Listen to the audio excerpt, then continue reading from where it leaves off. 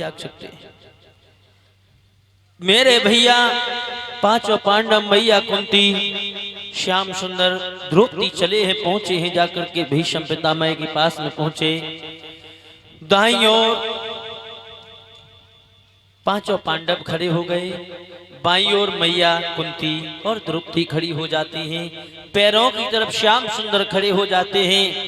पांडवों पर नजर पड़ी है तो धर्मराज युधिष्ठिर से एक बात कही है कि धर्मराज, तुम इंद्रप्रस्थ के राजा बन गए हो, लेकिन राजा बनने के बाद मुझे ऐसा प्रतीत होता है कि तुम्हारी हालत भिखमंगे जैसी हो गई है। धर्मराज युधिष्ठिर ने एक बात कही, बाबा मुझे इस राज्य का राजा बना दिया है, मुझे शांति नहीं मिलती है। हजारों माँ जिनके पुत्र चले गए, हजारों बहनें जिनके भाई चले गए, हजारों स्त्रियां जिनका श्रृंगार उजड़ गया, मुझे इस राज्य का राजा बना दिया। बाबा बाबा मुझे शांति नहीं मिलती है, मैं बहुत परेशान हूं। तो वही बात आज बाबा भीष्म पितामह ने समझाई है कि धर्मराज युधिष्ठिर, संसार में प्राणी अकेला आता है, अकेला जाता है। पुत्र नारी धर्म दौलत कर्मों से मिलती है। यहाँ कोई किसी के साथ रह नहीं सकता है। हर व्यक्ति का समय दिया हुआ है, कौन किसके साथ में कितने दिनों तक रहता है।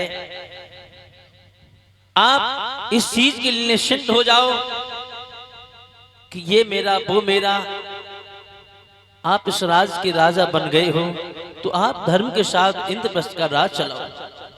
सत्संग होते होते फागुन का महीना आया, ओम नाम मुंह से निकला है। भागवत प्रेमियों, बाबा भीष्म पितामह ने प्राणों को त्याग दिया है। रोते रोते पांचों पांडवों ने बाबा भीष्म पितामह का अंतिम संस्कार किया है। समय धीरे धीरे व्यतीत होता चला गया। एक दिन श्याम सुंदर बोले हैं, हे धर्मराज युधिष्ठिर, मुझे यहाँ से इंद्रप्रस्थ जाना, इंद्रप्रस्थ से द्वारका के लिए जाना है। मुझे काफी दिन हो गए हैं, मुझे द्वारका की बहुत याद आती है। आज धर्मराज युधिष्ठिर, मैया कुंती, द्रौपदी, पांचों पांडव आ जाते हैं। मैया समझा रही है कि लाला श्याम, मैं तो तुम्हें सिर्फ अपना भतीजा ही समझती रही, लेकिन तुम तो पार ब्रह्म परमेश्वर हो। कन्हैया ने कहा, बुआ मैं सिर्फ तुम्हारा भतीजा हूं, जब भी तुम्हें हमारी आवश्यकता पड़े तो मैं आपका साथ अवश्य दूंगा। लोगों, श्याम सुंदर चलने के लिए उद्यत हुए। अभिमन्यु की पत्नी उत्तरा थी। आज महाराज अश्वत्थामा ने ब्रह्मास्त्र को छोड़ा है तो उत्तरा के गर्भ को जलाने लगा है। उत्तरा चिल्ला रही है, मेरी रक्षा करो, न जाने मुझे ऐसा प्रतीत हो रहा है कि मेरे गर्भ को कोई चला ही नहीं रहा है। श्याम सुंदर ने देखा तो छोटा सा रूप धारण किया, उत्तरा के गर्भ की रक्षा की है। आज श्याम सुंदर रथ पर सवार हुए, अर्जुन रथ चला रहे हैं। घूमते घामते द्वारका में पहुंचे हैं। समय धीरे धीरे व्यतीत होने लगा। इधर कुछ दिनों बाद महाराज धर्मराज युधिष्ठिर के घर में एक बेटा का जन्म हुआ। जब एक पुत्र का जन्म हुआ, ब्राह्मण याचकों को बुलाया है महाराज धर्मराज युधिष्ठिर ने, तो उस बेटे का नाम परीक्षित रख दिया। बोलिए परीक्षित महाराज की। घर में बेटे का जन्म हो गया, लेकिन महाराज धर्मराज युधिष्ठिर को अपने भाई की बहुत चिंता है। इधर श्याम सुंदर ने कहा कि हे अर्जुन, मैं गौधाम के लिए जा रहा हूं, आप इस द्वारका के गोपी ग्वाल धन दौलत गाय बछड़े सब अपने साथ में इंद्रप्रस्थ लिए जाओ। आज इंद्रप्रस्थ लेकर के चले हैं भगवान श्याम सुंदर, गौधाम के लिए चले जाते हैं।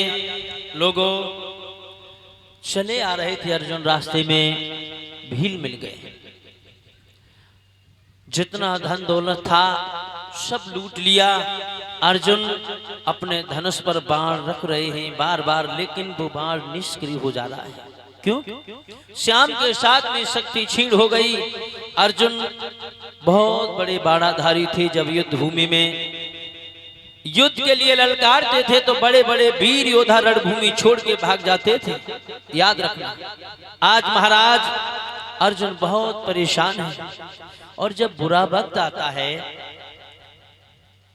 बुरा वक्त आता है तो कोई जान नहीं पाता है। परीक्षित महाराज, समय समय के रंग, समय समय का फेर और समय बदलने में कभी लगती ना।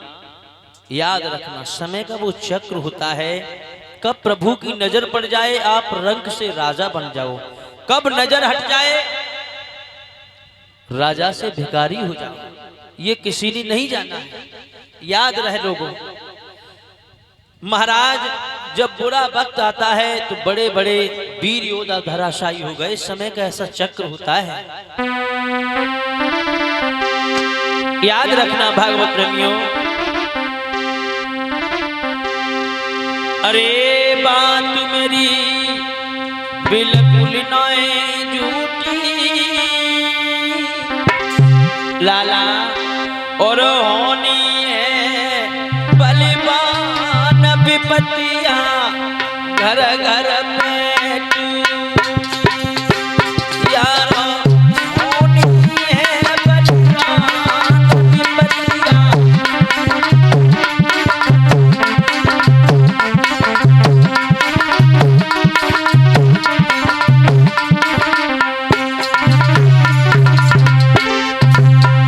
एक नहीं अनेकों प्रमाण आने होनी के प्रताप एक दिन के कई पे टूटी। भगवान श्री राम का राज अभिषेक होने में सिर्फ एक रात्रि बाकी थी, लेकिन सुबह होते होते के कई ने वरदान मांग लिए महाराज दशरथ से। प्रताप एक दिन के कई पे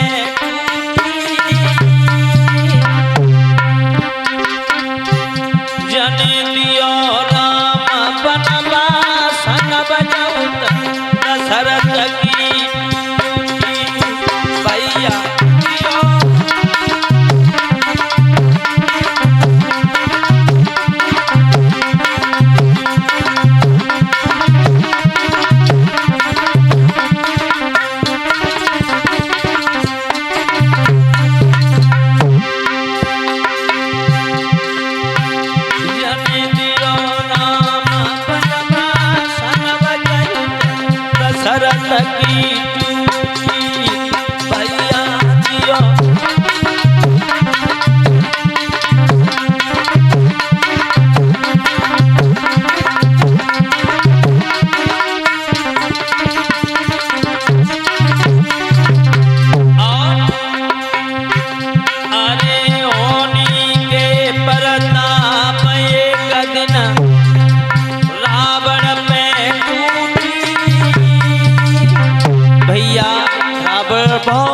प्रकांड विद्वान था, न तो कोई तब था और न है और शायद न कोई होगा। लेकिन जगोदियो विभीषण राज लंक जगी सोने की भूमि तारी बिंदियो विभीषण राज लंक जगी।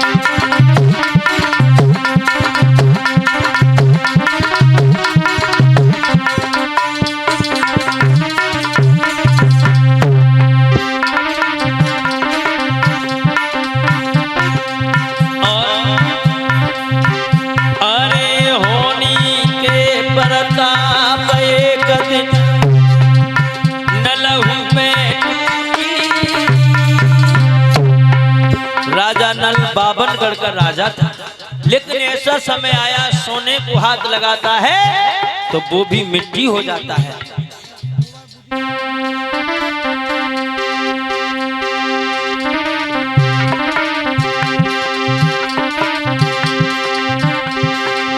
भैया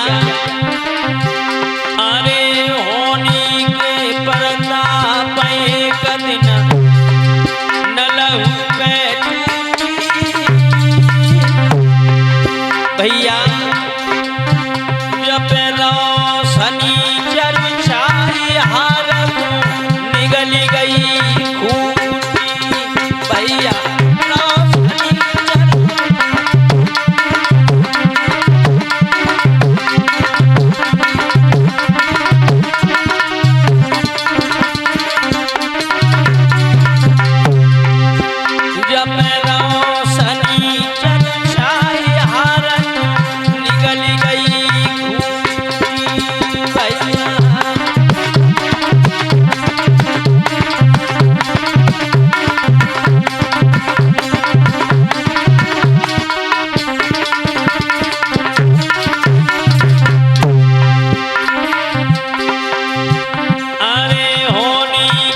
प्रताप एक दिन अर्जुन में लोगों, अर्जुन बहुत बड़ा बाणाधारी था, लेकिन बुरा वक्त आया। अरे होनी के प्रताप एक दिन अर्जुन पे टूटी,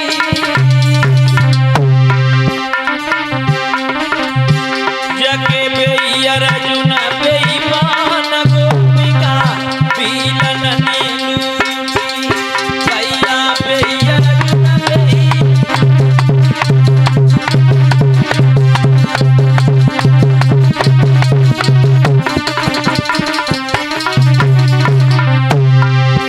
जगे बेई अर्जुन बेईमान गोपिका पीलन ने लूटी, भैया बेई अर्जुन।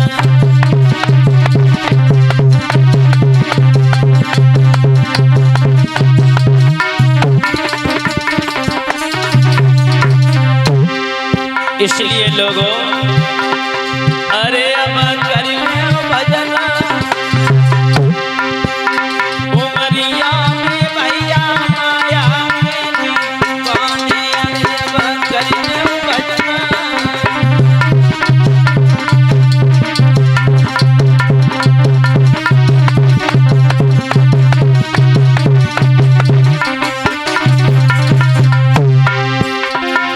आरे माया के दीवाने, भैया माया के दीवाने, अरे अब करिए भजन उमरिया में ओरे माया के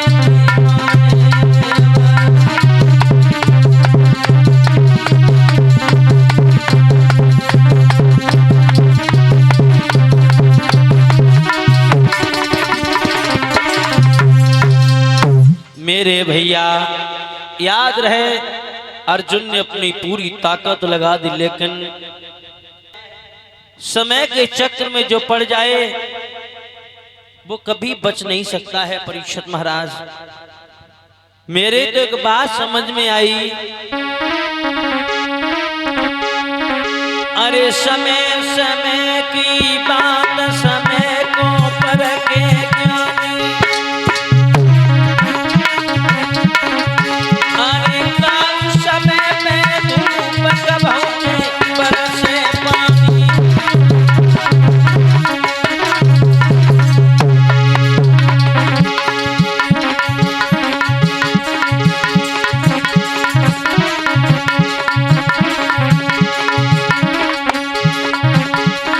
एक दिन अर्जुन ने महाभारत जीत लो, एक दिन गोपिका लूट नहीं बन में लाला। एक दिन अर्जुन ने महाभारत जीत लो, एक दिन गोपिका लूट नहीं बन में, एक दिन कन्हैया रण छोड़ के भाग गए, एक दिन कंचक पछाड़ी लो छिन में।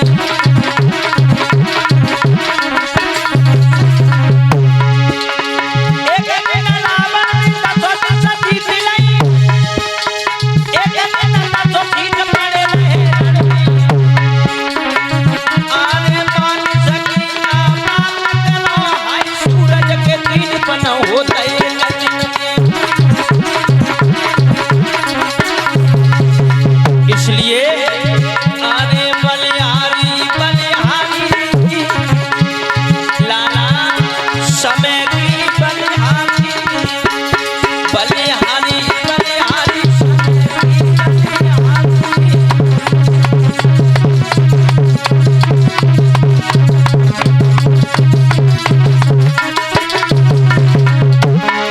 अरे राजा से बन गए भिखारी, समय की बलिहारी।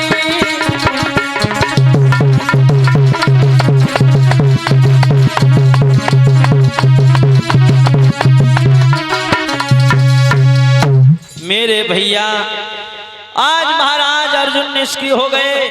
बाण जो भी चलाते हैं वो निष्क्रिय हो जाता है। आगे बढ़े हैं, जैसे इंद्रप्रस्थ में पहुंचे हैं, महाराज धर्मराज युधिष्ठिर की जैसे ही नजर पड़ी है, अपने भाई के ऊपर। तो क्या हुआ, आगे भागे, बड़ा भाई आ गया भाई से मिलने की आशा लेकर के, लेकिन अर्जुन सर नीचे किए हुए। धर्मराज युधिष्ठिर के दिमाग में विचार आए, मुझे ऐसा प्रतीत होता है कि मेरे अर्जुन के साथ में कोई अनर्थ हो गया है, कोई ऐसी घटना घटित हो गई है जो अर्जुन के दिल में घाव कर गई है। पूछा, भैया अर्जुन क्या बात है, आज आप इतने उदास क्यों हैं? इतने दिनों बाद आए, लेकिन इस उदासी का कारण? अर्जुन ने कहा, भैया श्याम सुंदर गोधाम के लिए जा चुके हैं। उन्होंने कहा, धन दौलत जो भी है, ग्वाल वाल गाय बछड़े सब इंद्रप्रस्थ लिए जाना। भैया रास्ते में भील मिल गए, मैंने हजारों कोशिश की, लेकिन धन दौलत लुटने से मैं नहीं रोक सके। गोपियों का सारा धन दौलत लूट लिया। भैया मेरा तुम्हारा यहाँ रहना ठीक नहीं है। लोगों, समय को देखते हुए समय धीरे धीरे व्यतीत होता चला गया।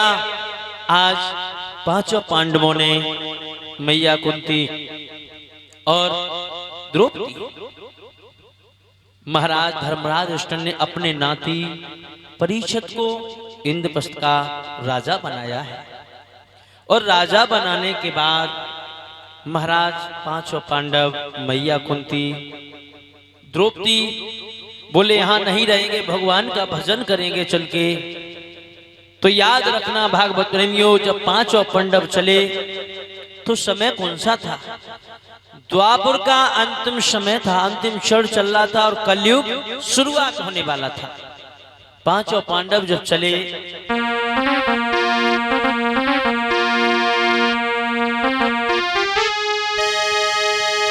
क्या द्वापर का अंतिम समय था और कलयुग की बारी आई थी। मानो सुख सूर्य डूबता था, दुख में अंधियारी छाई थी।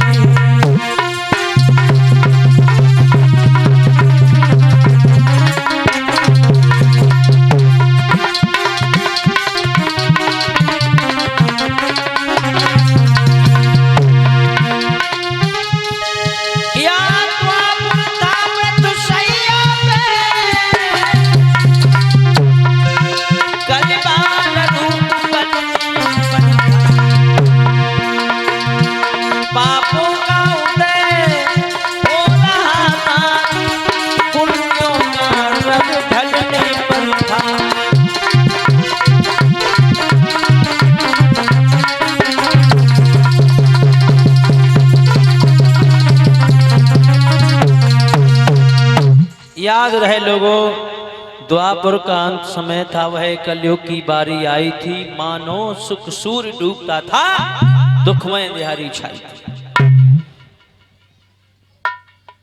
द्वापर समाप्त होने वाला था, कलयुग शुरुआत होने वाला था। उसी वक्त पांचों पांडव, मैया कुंती, द्रौपदी पहुंचे हैं कहाँ? हिमालय में। हिमालय में भगवान का इतना भजन किया है कि अपने सारे शरीर को गला दिया है पांडवों ने। याद रखना भागवत प्रेमियों, यहाँ तक प्रमाण मिलता है कि पांचों पांडवों ने भगवान का इतना भजन किया कि अपने सारे शरीर को गला दिया है व्रत में। सूत जी कहते हैं, शौन का ऋषियों, आज पांचों पांडव भगवान की भक्ति में लीन होते हैं। इधर महाराज परीक्षित मन में विचार करते हैं, जिस प्रकार से हमारे बाबाओं ने राज चलाया है, उसी पद चिन्हों पर चल करके हम भी इस राज को चलाएं। और आइए सभी भक्तजन ताली बजाते हुए दो लाइनें प्रभु के चरणों में बोलेंगे। मैं देख रहा हूं कुछ लोगों को नींद आने लगी है, लेकिन निंदिया भगवान की कथा सुनते वक्त आलस आ रहा, नींद आ रहा है, तो समझ लेना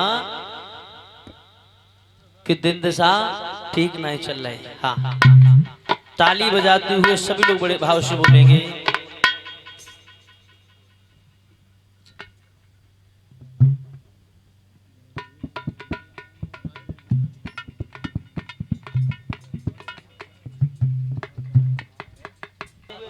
मन में बहुत विचार है। पहले के जो राजा हुआ करते थे, उन्हें शिकार खेलने का बहुत शौक था। और पहले के राजा धर्मज्ञ राजा हुआ करते थे। परीक्षित महाराज एक बात बताएं, आजकल कऊ आदमी तो तुम राम राम करो तो सबसे पहले मैं बखन गाय देखत हूं, हाँ कम कछु है, लेकिन याद रखना घमंड मत करना।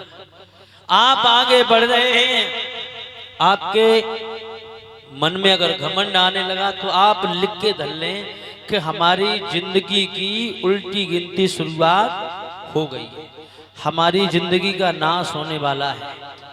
ये धन दौलत है, जैसे वृक्ष की छाया घूमती है ना, इसी प्रकार धन दौलत है। हाँ, कभी इसका घमंड मत करना। महाराज परीक्षित अश्व पर सवार हुए तो उनकी रानी आ गई, नवलदेव कहने लगी कहाँ जा रहे हैं महाराज? बोले मैं शिकार खेलने के लिए जा रहा हूँ। कहने लगी पिया जब आप यहाँ से चले जाते हो तो मुझे आंगन में अच्छा नहीं लगता है। महाराज कहने लगे अभी जा रहा हूँ, अभी लौट करके आ रहा हूँ। महाराज ने सजवाया, तेज तलवार हाथ मिली, महाराज चले।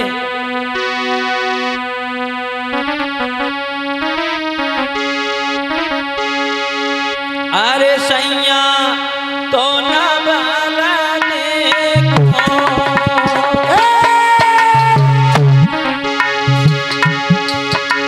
चलो है रे दुल्हा तो न बाला देखो,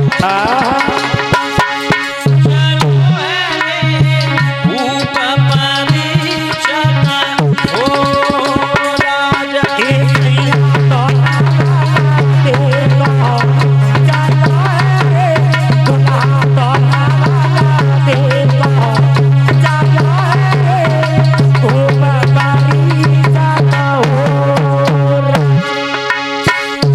तो परीक्षित चले हैं। रानी आ गई सामने, कहने लगी पिया कहाँ जा रहे हो?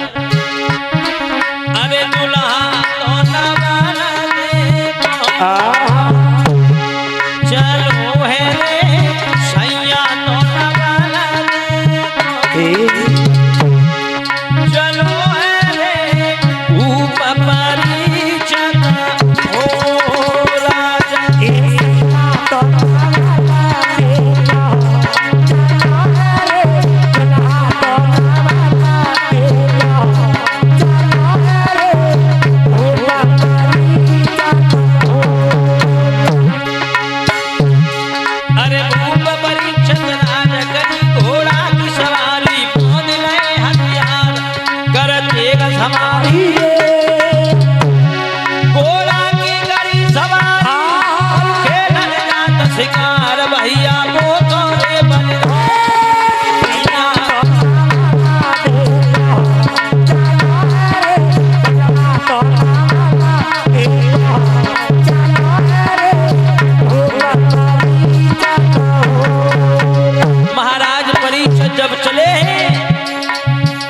तो सामने आ गई आरती का थाल लेकर के।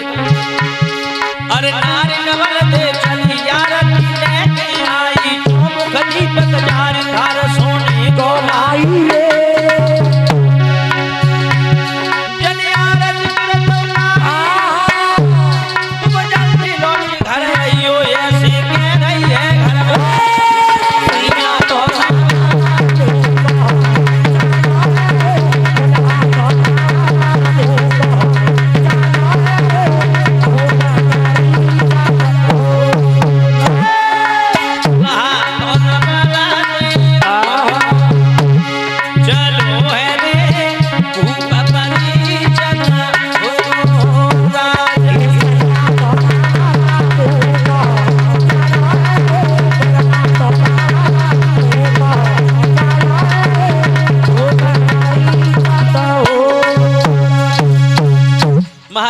परीक्षित चले, बड़े प्रसन्न हैं, घोड़ा पर सवार हुए। रानी कहने लगी पिया जल्दी जाना, जल्दी लौट करके आना। महाराज चले, बहुत प्रसन्न हैं, चले जा रहे हैं। जीवा हमारे राज में ये सब हो रहा है, मैं क्या देख रहा हूँ?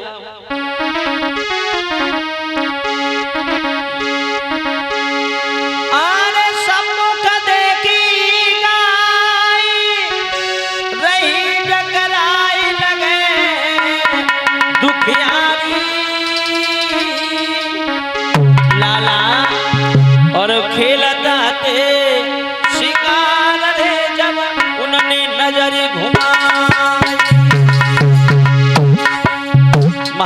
परीक्षित ने देखा, बाजी वाह, ये मैं क्या देख रहा हूं।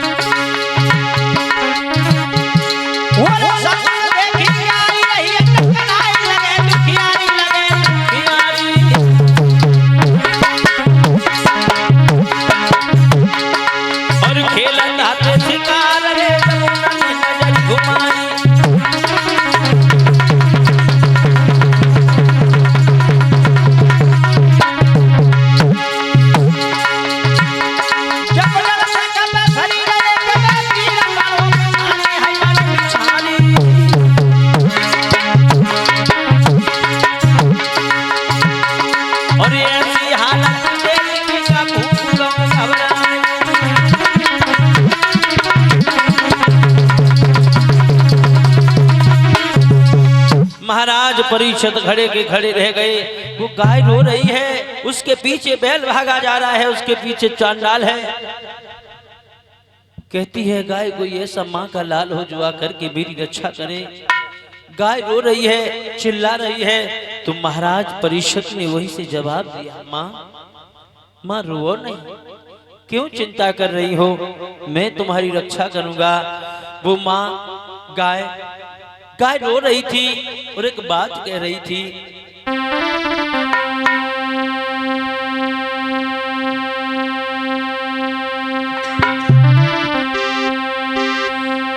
अरे रही है रुधनु मचाए, अरे बा दुखियारी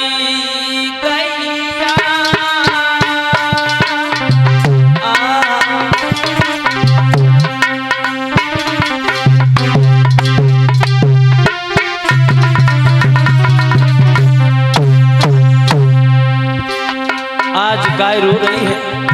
महाराज परीक्षित खड़े देख रहे हैं। अरे नहीं है रुधनु मचाए, अरे वाह दुखियारी गैया, लाला मेरी लेवेला जब चाहे धर्म की डूबती है नैया, कोई ये पहला जब चाहे धर्म की डूबती है नैया, कोई ये पहला जब चाहे धर्म की डूबती है नैया, मेरी लेवेला जब चाहे धर्म की डूबती है नैया, कोई ये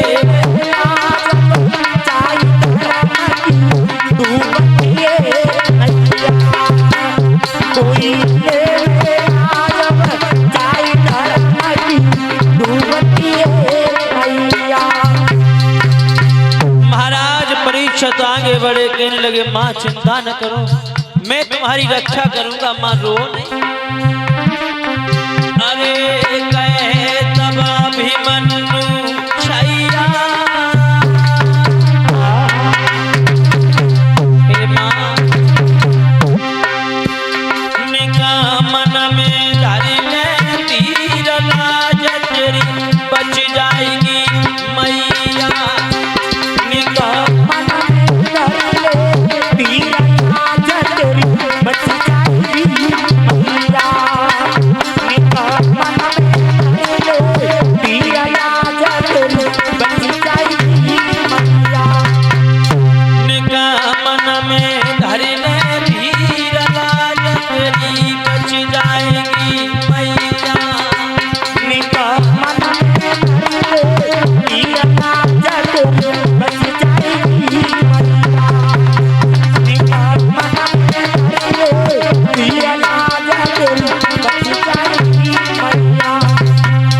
मेरे भैया गाय रो रही है। महाराज आगे बढ़े, कहने लगे माँ रो नहीं।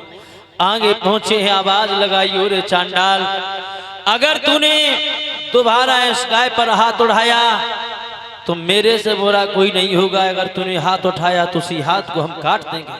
तू क्या जानता है अगर पारथ नहीं रहे तो उनका भी अंश जी रहा है। महाराज इतना कहते हुए आगे बड़े, पास में पूछे हैं। महाराज जो बैल था वो मानुष भाषा में कहने लगा, वो धर्म था, कहने लगा हे महाराज ये कलयुग है, अगर इसका समय आ गया तो इसके समय में इतने बुरे बुरे काम होंगे। बोले क्या? महाराज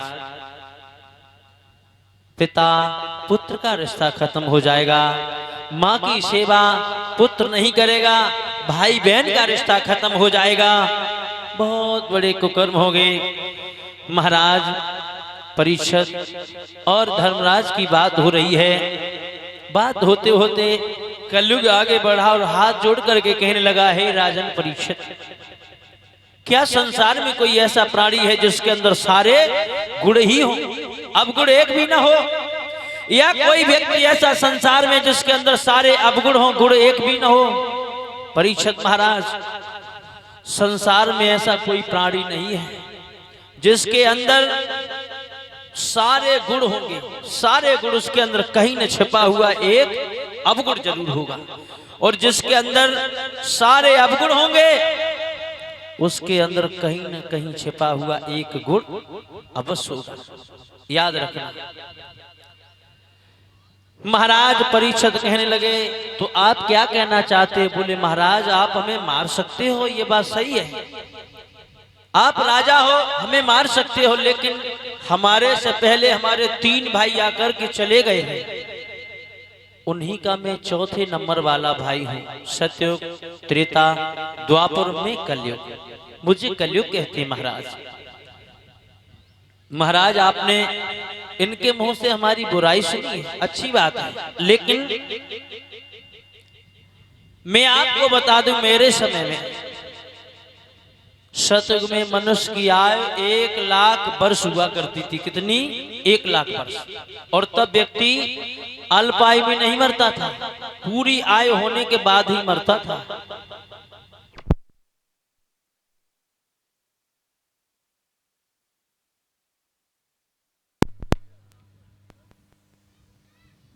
बोलिए गोविंद भगवान की। मेरे भैया महाराज अनेकों प्रकार से समझा रहे हैं, तो कलयुग ने एक बात कही, सुनो महाराज। हे राजन परीक्षित, तुम नहीं जानते हो सतयुग में मनुष्य 1 लाख वर्ष उम्र हुआ करती थी और 10,000 वर्षों तक तपस्या की। मन में कहीं गलत विचार आ गए तो मनसा पाप लग जाता था, मनसा पाप, तो सारी तपस्या बेकार हो जाती थी, व्यर्थ चली जाती थी। लेकिन वो हमारे समय में नहीं है। हमारे समय में आप योग करो, भोग करो, समय मिल जाए तो प्रभु का नाम लो, उतने में कल्याण है। और हमारे समय में मनसा पाप कब तक नहीं लगेगा? आप अपने मन में कितने गलत विचार विचारते रहो परीक्षित महाराज, मनसा पाप तब तक नहीं लगेगा जब तक अपने मन की बात का दूसरे ते नहीं कहोगे, तब तक मनसा पाप नहीं लगेगा। और महाराज कहाँ तुम झंझट में पड़े हो? संसार में ऐसा कोई व्यक्ति नहीं है जिसके अंदर अवगुण न हो। कस्तूरी में है दोष जबा रंग न लाई है, और सोना में है दोष जो वो सुगंध न लाओ है। राम में है दोष जो सूपनखा की नाक तो कटाई है, और रावण में है दोष जो वो सीता को हरिलाओ है। अहिल्या में है दोष जो इंद्र संग भोग कियो, और इंद्र में है दोष जो वो चोरी ते घुसियाओ है। अरे महाराज फिर तुम काहे को पागल बनो, हर ने हर काऊ में हर एक दोष तो लगाओ है। संसार में कोई ऐसा प्राणी नहीं है जिसके अंदर एक अवगुण न हो, एक दोष न हो। महाराज परीक्षित ने एक बात, महाराज कलयुग ने एक बात कही है मेरे समय में। अरे कल युग के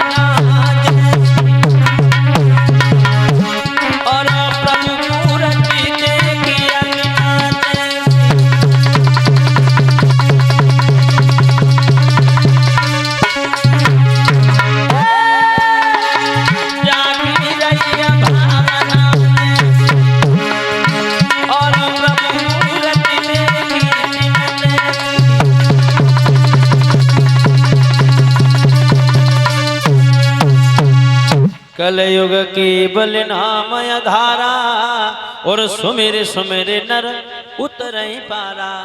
करके प्रभु का नाम लिया जाए उसी में कल्याण है। महाराज कलयुग कहने लगा, हे राजन परीक्षित, आपने हमारी अच्छाइयां बुराइयां सुनी तो हमें रहने के लिए जगह दो। बोले आपका रहने के लिए स्थान मैं आपको बताए दे रहा हूं। आप वहां रहें जहां गुरु का कोई मान न हो, आप वहां रहें जहां पिता का कोई सम्मान न हो, आप वहां रहें जो प्रभु का कोई नाम न लेता हो, आप वहां रहें जहां वैश्या निवासन हो, आप वहां रहें जहां जुएबाजी होती हो। बोले महाराज आपने हमें सब खराब खराब जगह दे दी, कोई सही सी जगह तो दे दो। अंत में जाते जाते महाराज परीक्षित ने कह दिया, जाओ मैंने तुम्हें सोने में बांस दिया। इतना कह करके महाराज परीक्षित चले जाते। समय धीरे धीरे व्यतीत होने लगा। एक दिन महाराज परीक्षित पुनः चले अपने घोड़ा पर सवार होकर के, तेज तलवार लिए शिकार खेलने के लिए महाराज परीक्षित जब चले हैं, बड़े प्रसन्न हैं, बहुत प्रसन्न हैं। अरे घोड़ा लो सजाई भूप चलो बेहड़ झाड़ी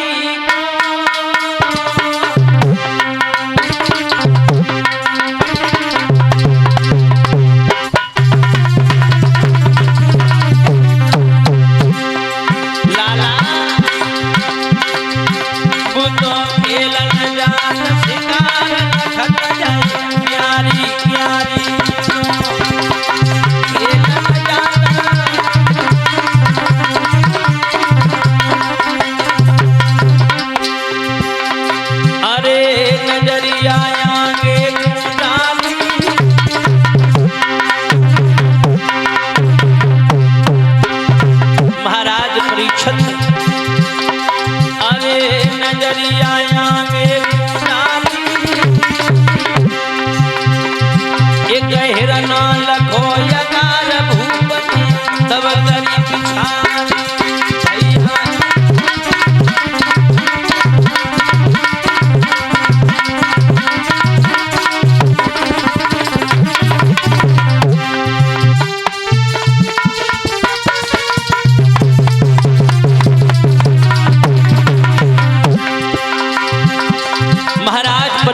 उस हिरण का पीछा करना प्रारंभ किया। हिरण तो मामा मारीच बन गया।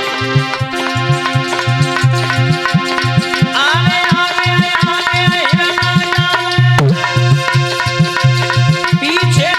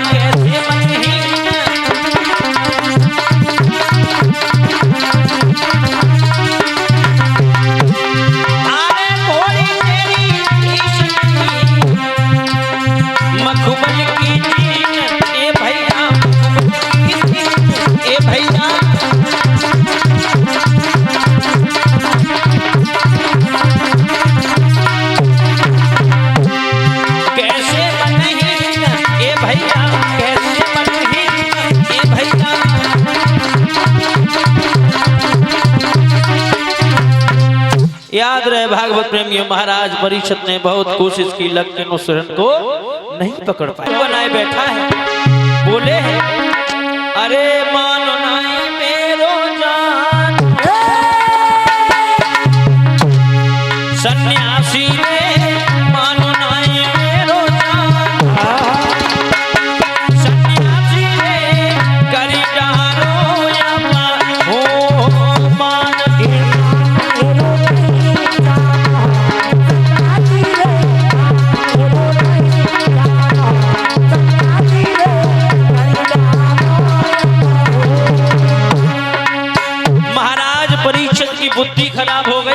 महाराज परीक्षित कहने लगे, ओरे बाबा कौन बनाए बैठा है? अरे सन्यासी रे करी डालो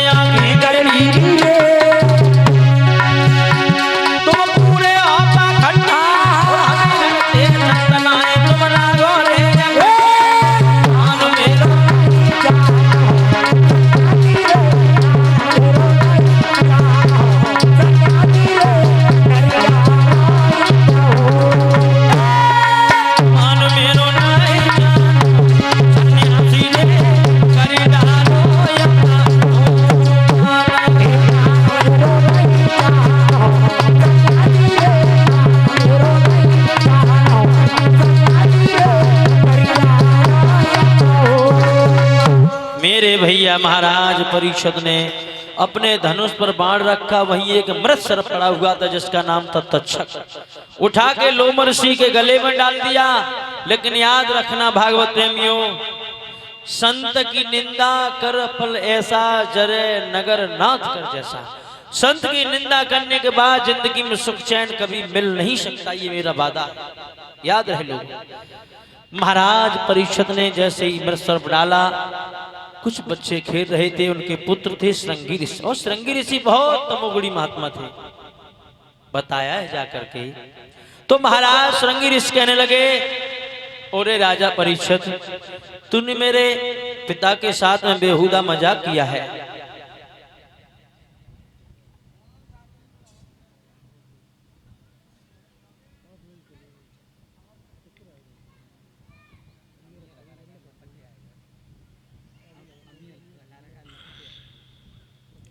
जय हो,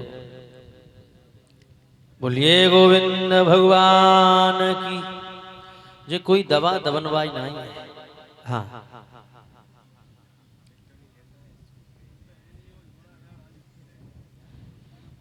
याद रहे भागवत प्रेमियों, आज महाराज श्रृंगी ऋषि को पता लगा है। तो श्रृंगी ऋषि कहने लगे, ओरे राजा, तू राजा है तो इसका मतलब ये नहीं कि एक बूढ़े महात्मा के साथ में बेहुदा मजाक करे। तू राजा है, तूने मेरे पिता का अपमान किया है, जा मैं तुझे श्राप देता हूं। महाराज श्रृंगी ऋषि ने अपनी अंजलि में जल लिया, श्राप देने लगे।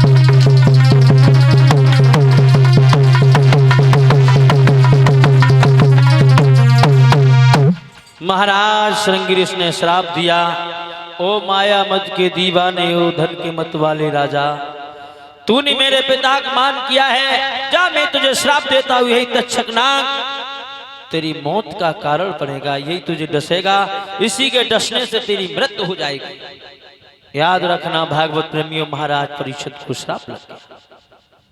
होनी तो हो के रहे, अनहोनी ना होए, जो भी लिखा नसीब में बैठ सके ना। होनी कभी अनहोनी हो नहीं सकती और अनहोनी कभी होनी हो नहीं सकती। महाराज परीक्षित को श्राप लग गया। लोमस ऋषि ने संगी ऋषि से कहा, लाला संगी तुम नहीं जानते हो, जब तक परीक्षित इस राज्य के राजा थे तब तक कलयुग का वास नहीं था। अब उस राजा को बता दो, जाकर सूचना दिलवा दो कि तुम्हें श्राप लग गया है। सूचना भिजवाइए। महाराज परीक्षित बड़े परेशान हुए, लेकिन प्रभु की कृपा बस समझ करके महाराज परीक्षित ने श्राप को सुधार किया है। महाराज परीक्षित ने राशि वस्त्र उतार दिए। महाराज परीक्षित ने अपने पुत्र जन्मेजय को राजा बनाया है। राजा बनाने के बाद महाराज परीक्षित चले हैं तो नबलदेव रो रही है।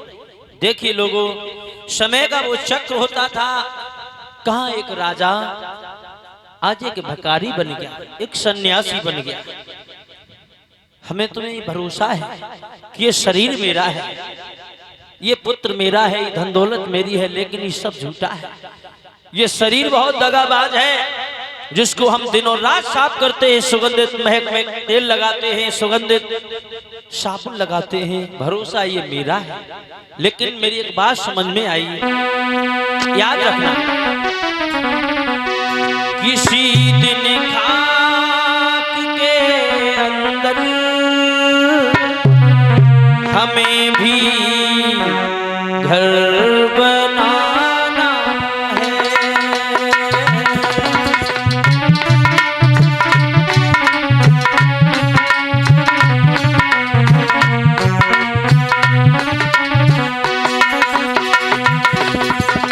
एक एक बात पर ध्यान देना लोगों, अटल सत्य। किसी दिन खाक के अंदर हमें भी घर बनाना है।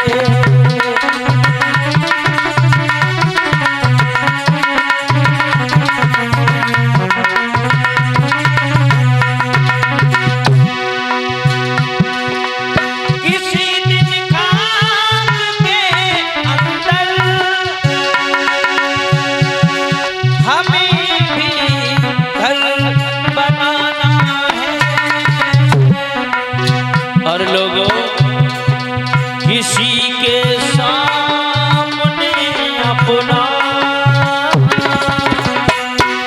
किसी के सामने अपना हमें भी मोह दिखाना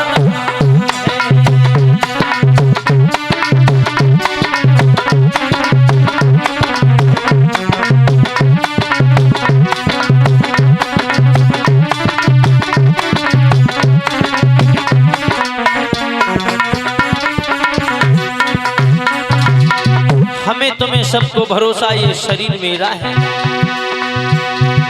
बहुत पाला बहुत धोया, समझ कर देह को अपना,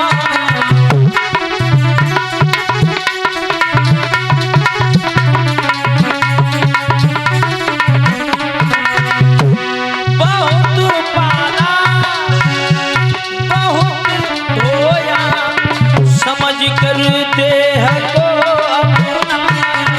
लेकिन अगर जन्म हुआ है तो जवानी आएगी, जवानी आएगी तो बुढ़ापा आएगा, बुढ़ापा आएगा तो मृत्यु आएगी। आप दो चीजों को भूले रहो, लेकिन वो दो चीजें आपको कभी नहीं भूल सकती। जानते हो, एक बुढ़ापा और एक मौत। चाहे जा रहो समय जब होगा तो आ जाएंगे। बहुत पाला बहुत धोया, समझ कर देह को अपना,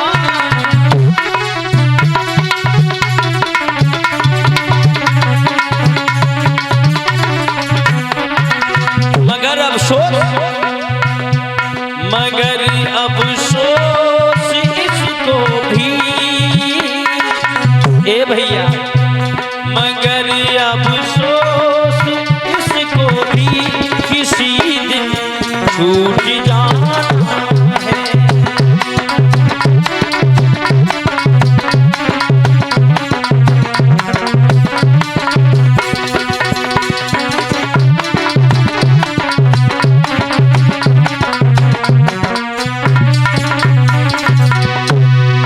मगर अफसोस इसको भी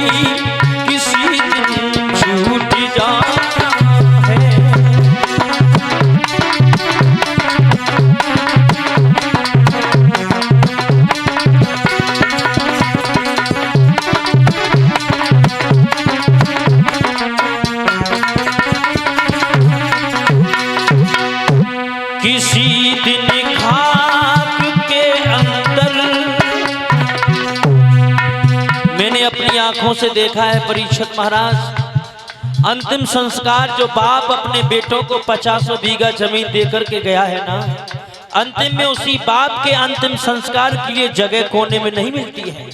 एक बेटा कह रहा है थोड़े आगे बढ़ा लो, एक बेटा कह रहा है मेड़ के किनारे रखो।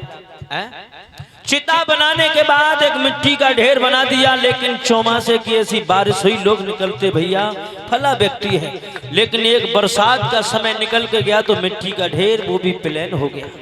याद रखना लोग।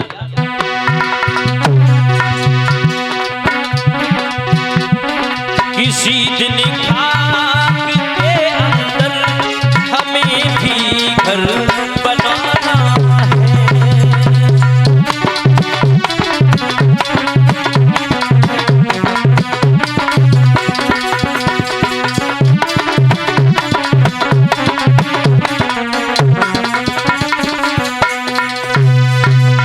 महाराज परीक्षित आज सारा घर बार छोड़ दिया, राज को छोड़ दिया।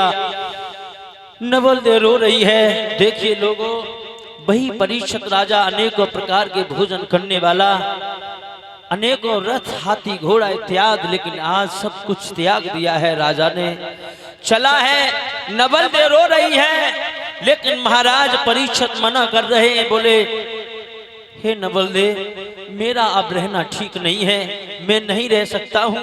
आज अपनी रानी को रोता हुआ छोड़ दिया है।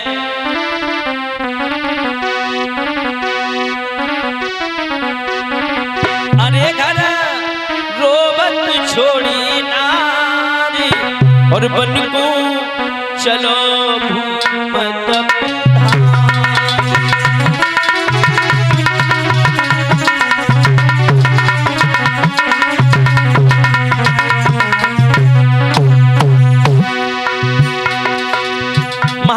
परीक्षित ने अपना घर बार, धन दौलत, पुत्र नारी, परिवार, अपना राज सब छोड़ दिया। घर पे रोबत छोड़ी नारी, बटको चलो भूमत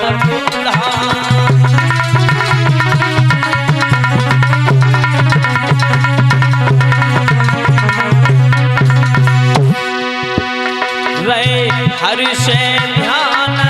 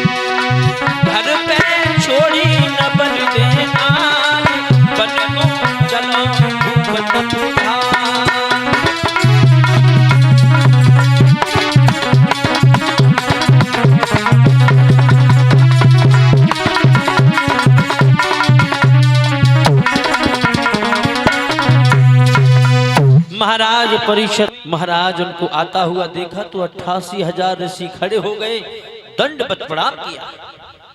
तो आज सूत जी ने, सोनकादित्य ऋषियों ने सूत जी से सवाल कर दिया कि हे सूत जी, जब 88,000 ऋषियों ने दंडवत प्रणाम किया तो वो कौन से महात्मा थे जिन्हें देख करके सभी महात्मा खड़े हो गए?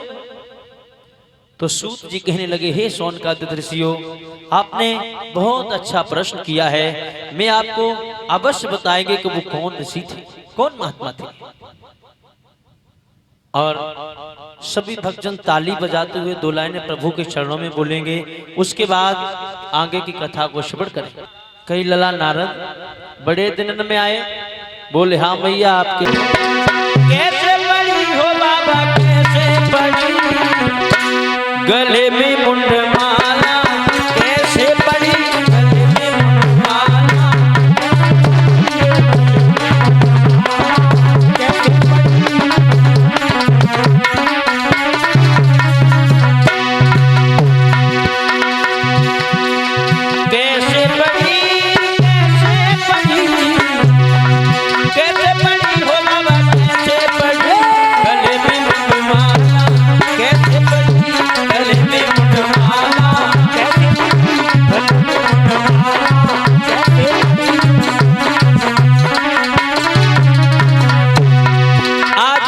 अपनी जिद पर अड़ गई हैं। कहते हैं राज हट, बाल हट और प्रिया हट। कुछ तो ना तू हमें बतलाओ, तो ना तो हमें बतलाओ, हो भोले बाबा हमें समझाओ, भोले बाबा हमें समझाओ। जिद पे अड़ी, जिद पे अड़ी हो बाबा, जिद पे अड़ी। गले में मुंडमाला कैसे पड़ी, गले में मुंडमाला कैसे पड़ी, गले में मुंडमाला कैसे पड़ी।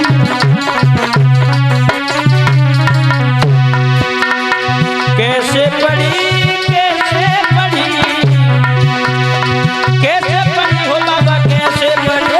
गले में मुंडमाला कैसे पड़ी, गले में मुंडमाला कैसे पड़ी, गले में मुंडमाला कैसे पड़ी।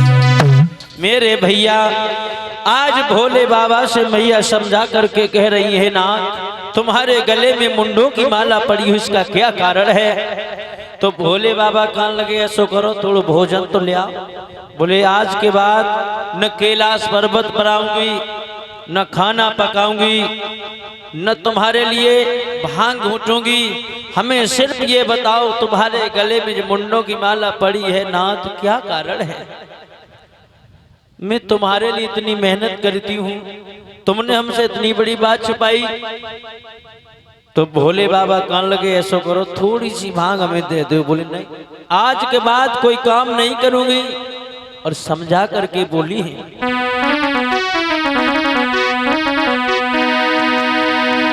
कि मुंह पे ना चले सिलबट्टा और सिंगट्टा मेरा, मुंह पे ना चले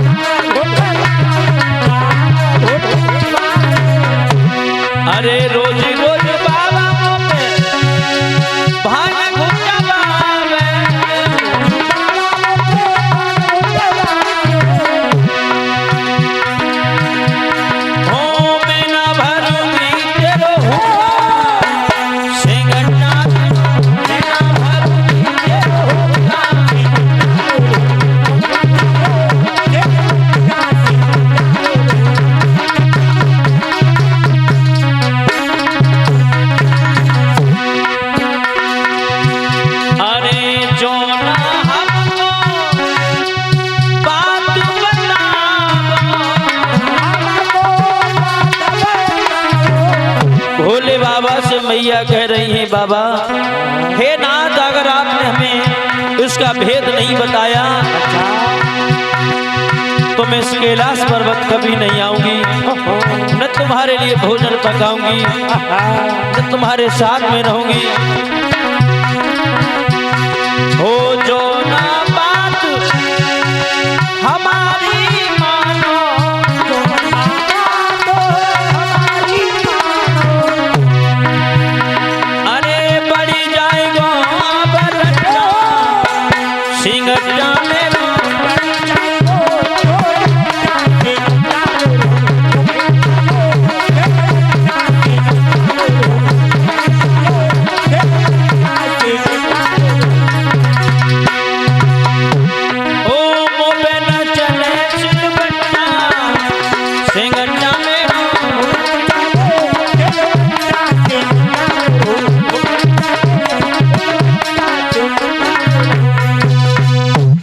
भोले बाबा से अनेक प्रकार से निवेदन किया है। तो भोले बाबा ने कहा, आप चिंता न करो, मैं तुम्हें बताऊंगा। तो भोले बाबा ने समझाया, मेरे गले में जो मुंडों की माला है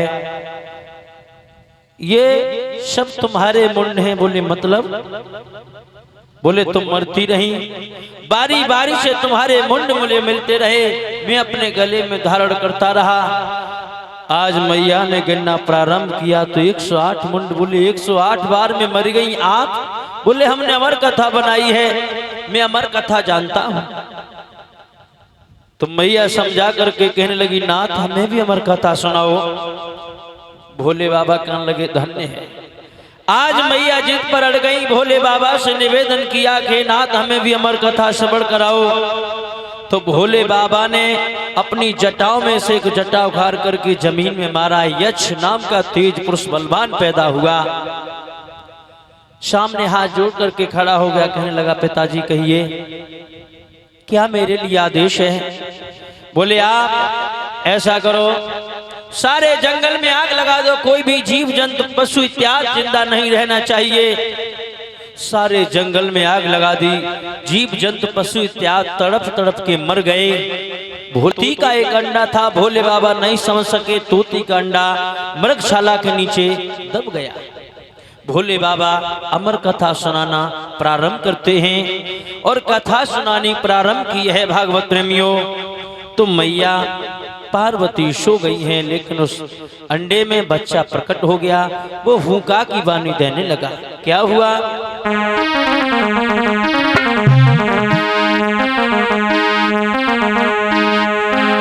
ओ एक दिना शिव भोले बाबा अमरी कथा तो सुना।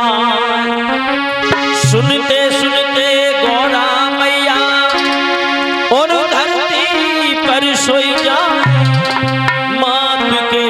पड़ गए सोता तोता, आप के पड़ गए सोता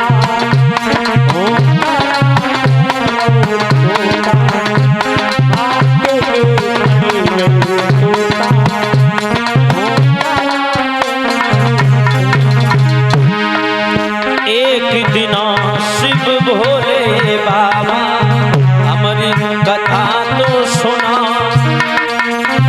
सुनते सुनते गौरा मैया धरती पर सोई, मात के पड़ गए सोता तोता, मात के पड़ गए सोता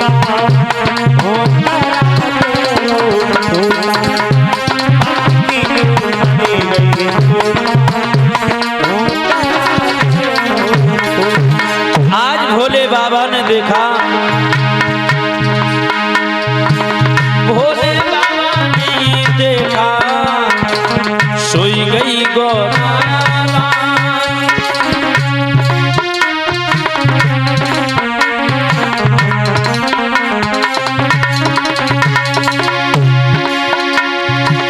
कौन यहाँ पे आके हुक्का की तेरा